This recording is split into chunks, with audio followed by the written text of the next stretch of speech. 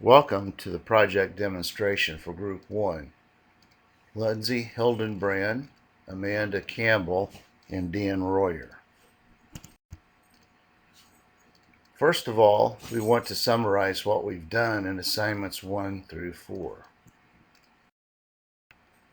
Our semester summary. We have all evolved through our investigation of the three main topics of leading adult educators, adult education programs, and adult organizations.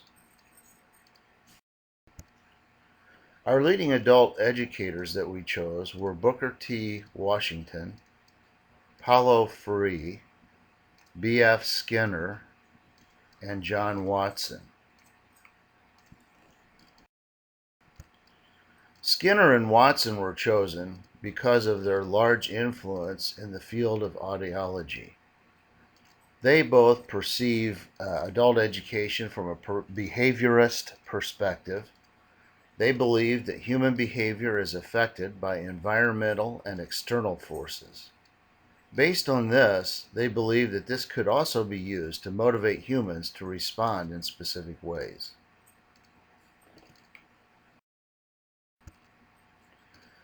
Washington and Freire both worked to educate marginalized individuals.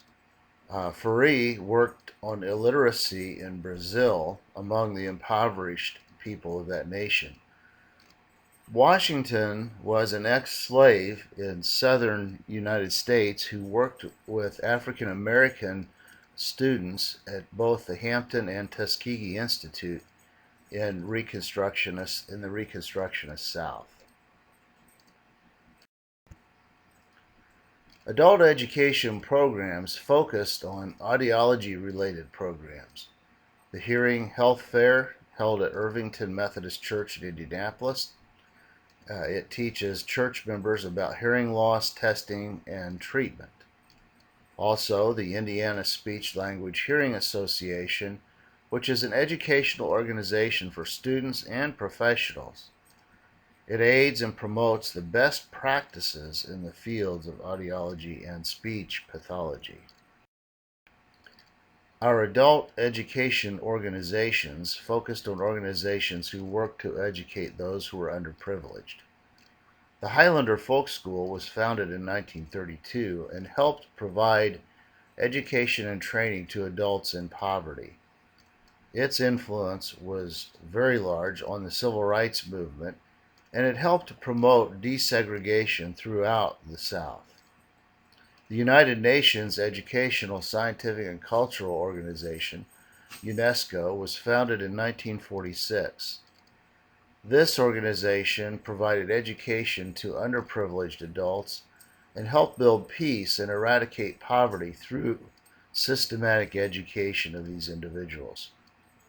It also promoted the idea that all have the right to education regardless of age, race, gender, socioeconomic status. Based on assignments 2 through 4, what have we learned about adult education?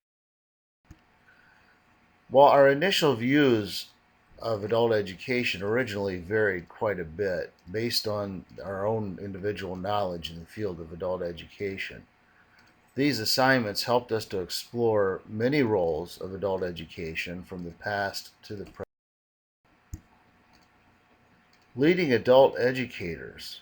These adult educators helped create a foundation for adult education as it exists today. They illustrated the different ways that adults learn so that programs could be tailored uniquely to them. Unique adult education programs. While adult education occurs in a multitude of environments, and many of the programs we focused on used a group style to facilitate learning. Adult education can cover a range of topics if desired by the learners and the educators. Our important adult education organizations, they actively support and continue to change in the face of adult education. Not only is it a local impact, but it has a global impact on adult education. And it's also important to realize that adult education serves to improve the lives of the underprivileged. What have we learned? Well, we've learned that adult education, first of all, takes on various roles in the content it provides and in the reasoning for the courses. We have also learned that the face of adult education is continually changing, and that thirdly, it serves to empower participating adult learners. The image of adult education in the future. We believe that in the 21st century, change will be constant. And that, second of all, the role of adult education will continue to grow in its importance, due in part to the high demand jobs that require technically competent people.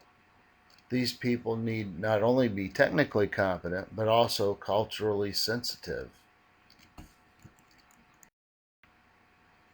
The participants will change. The demographic of the population will continue to change, particularly in the U.S. There is underway a changing of the guard from the old Western European dominant view to a more diverse worldview. What this means, or what this impact is, that there will be an emphasis on a truly multicultural worldview, and that's emerging right now as we speak. It not only tolerates but values a diverse group of opinions. The future image of adult education.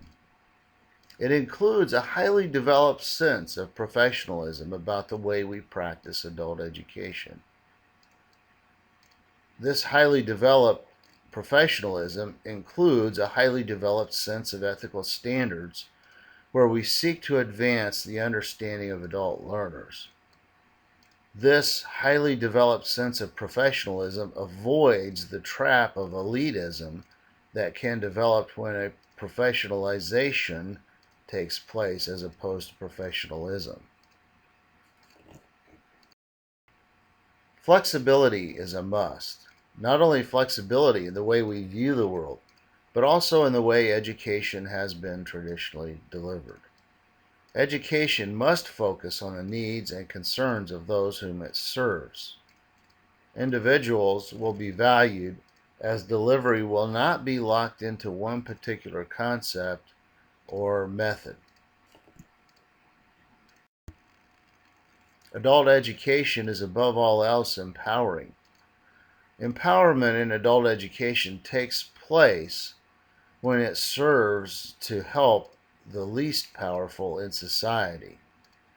This occurs when education breaks through the bonds of oppression by allowing greater numbers of individuals to democratically participate in society.